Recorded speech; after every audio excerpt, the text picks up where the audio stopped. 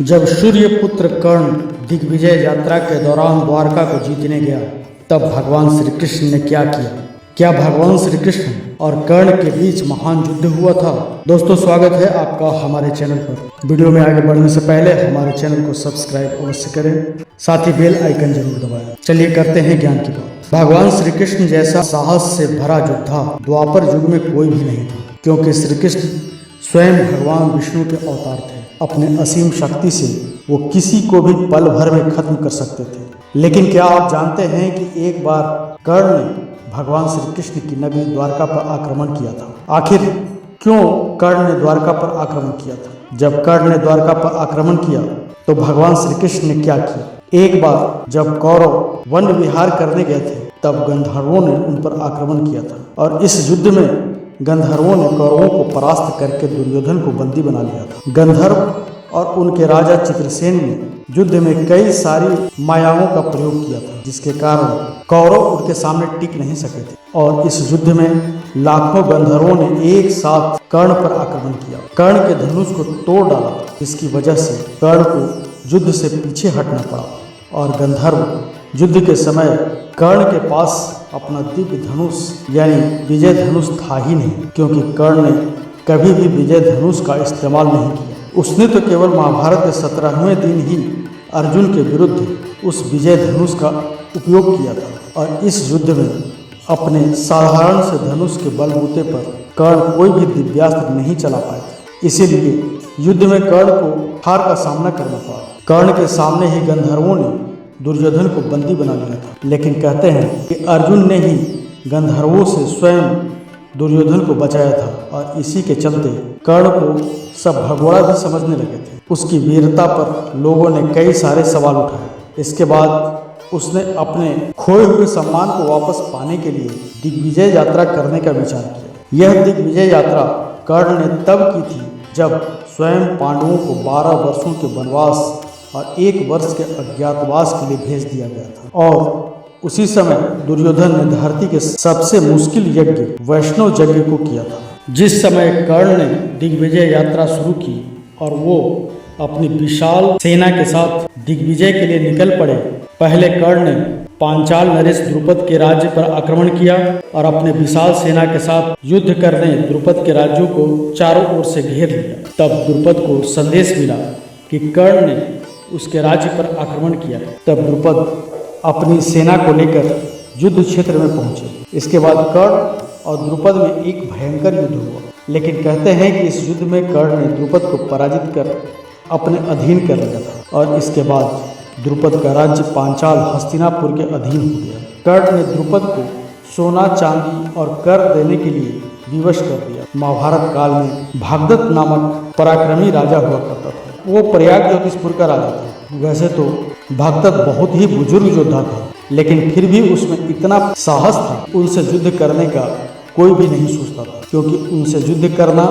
बिल्कुल नामुमकिन था। दरअसल भागदत्त के पिता का नाम नरकासुर था। उसके पास भगवान विष्णु का वैष्णव अस्त्र था। उसने अपने पुत्र भगदत्त को वह अस्त्र दे दिया था। वैष्णवास्त्र को किसी भी अस्त्र से नहीं रोका जा सकता था, लेकिन कर्ण दिग्विजय यात्रा के दौरान महाकर्मी भगदत्त को भी परास्त कर दिया। दिग्विजय यात्रा के समय कर्ण ने भगदत्त के राज पर बड़ी कुशलता के साथ आक्रमण किया, और इसके बाद भगदत्त के साथ जब कर्ण का महायुद्ध हुआ तो कर्ण उसमें भगदत्त को परास्त कर एक वीर योद्धा कहलाया। इसी तरह कर्ण ने सारे दिशाओं में दिग्विजय यात्रा कर सारे राज्यों को अपने अधीन कर लिया था, यानी कि हस्तिनापुर के अधीन कर लिया, और अंत में कर्ण अपनी सेना को लेकर श्री कृष्ण की नगरी द्वारका पहुंचते। देवराज इंद्र के पुत्र अर्जुन के साथ कर्ण की दुश्मनी थी, इसीलिए इंद्र ने जल्द ही कर्ण की दिग्विजय यात्रा का संदेश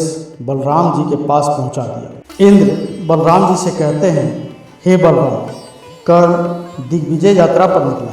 उसने एक एक करके सारे राज्यों को परास्त कर दिया, और अब उसकी नज़र द्वारका नगरी पर है, और वो अपनी सेना के साथ द्वारका की ओर बढ़ रहा है। इंद्रदेव की बात सुनकर बलराम जी कहते हैं, हस्तिनापुर की अधीनता हम यादव कभी स्वीकार नहीं करेंगे। अगर कर्ण अपनी सेना के साथ द्वारका के द्वार पर पहुंचते हैं तो हम उसकी सेना के साथ साथ उसे भी यमलोक पहुंचा दिया। और आज पूरा संसार बलराम के क्रोध को देखेगा। द्वारका पर आक्रमण करने से पहले कर्ण को यमलोक भेज दूंगा। इसके बाद बलराम जी ने भगवान श्री कृष्ण के पास आकर उनसे कहा, कर्ण का दुस्साहस तो देखो कान्हा, वो सेना लेकर हमारे द्वारका पर आक्रमण करने आ रहा है। तुम अपना सुदर्शन चक्र उठाओ और आज पूरा संसार यादवों का बल देखेगा। मैं नहीं चाहता कि युद्ध की अगुवाई तुम करो, आज युद्ध की अगुवाई मैं करूँगा और कर्ण और उसकी सेना को मौत के घाट उतार दूंगा। बलराम जी को क्रोधित देखकर भगवान श्री कृष्ण ने उन्हें शांत करते हुए कहा, दाऊ आप पहले शांत हो जाइए। बिना कर्ण की मनसा जाने हमें उससे युद्ध नहीं करना चाहिए। जितना मैं कर्ण को जानता हूँ वो सभी योद्धाओं से थोड़ा भिन्न है।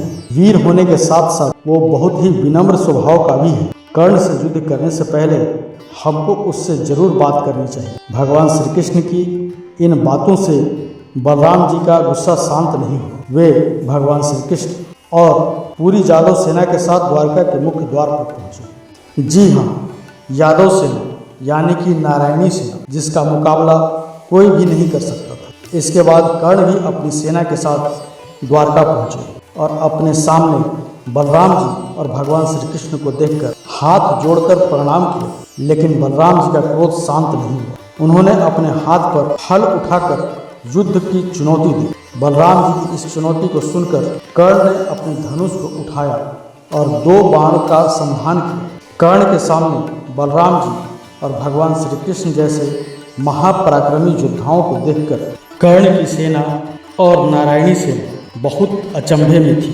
युद्ध क्षेत्र में मौजूद हरेक योद्धा चिंता में था। इसके बाद कर्ण ने धनुष की प्रत्यंचा को खींचकर भगवान श्री कृष्ण और बलराम जी पर एक बाण चलाया, जो देखते ही देखते 2 भिन्न भिन्न बड़ी बड़ी मालाओं में बदल और देखते ही देखते भगवान श्री कृष्ण और बलराम जी के गले में ये माला जाकर गिरी। कर्ण के इस विनम्रता को देखकर बलराम जी का क्रोध शांत हो गया। वो आश्चर्यचकित हो गए और इसके बाद कर्ण ने बलराम जी से कहा, बलदाऊ हस्तिनापुर की तरफ से मैं दिग्विजय यात्रा पर निकला। मैंने चारों दिशाओं के सारे राज्यों को जीता, लेकिन श्री कृष्ण और आपसे युद्ध करके भला मैं कैसे जीत सकता हूँ? और आखिर कौन जीता है आज तक जो मैं जीतना चाहूँगा? इसीलिए मैं द्वारका को जीतने नहीं आया, बल्कि द्वारका के साथ संधि करने आया हूँ। हे बलराम, कृपया आप हस्तिनापुर की मित्रता को स्वीकार करें। कर्ण की बातों को सुनकर बलराम जी बहुत प्रसन्न हुए। उन्होंने कर्ण से कहा, अद्भुत कर्ण, अद्भुत। तुम्हारे इस विनम्रता को देखकर मैं बहुत प्रसन्न हूँ। मैंने बहुत से बड़े बड़े पराक्रमी योद्धा देखे, लेकिन उनके अंदर विनम्रता की हमेशा कमी रहती। लेकिन आज मैंने तुम्हें देखा तो मैं भी धन्य हो गया। समस्त राज्यों को जीतकर तुमने अपने पराक्रम की घोषणा तो कर दी, लेकिन साथ ही तुम्हारी विनम्रता को देखकर मैं बहुत प्रसन्न हुआ और इसीलिए मैं हस्तिनापुर की मित्रता को स्वीकार करता हूँ।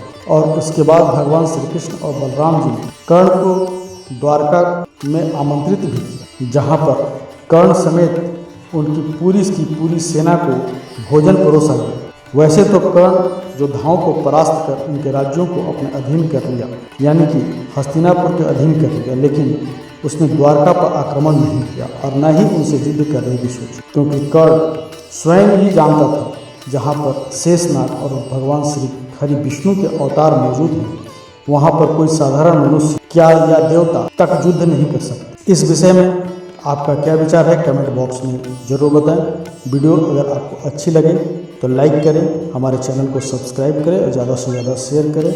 मिलते हैं एक नए वीडियो में एक नई खास जानकारी के साथ। तब तक के लिए धन्यवाद।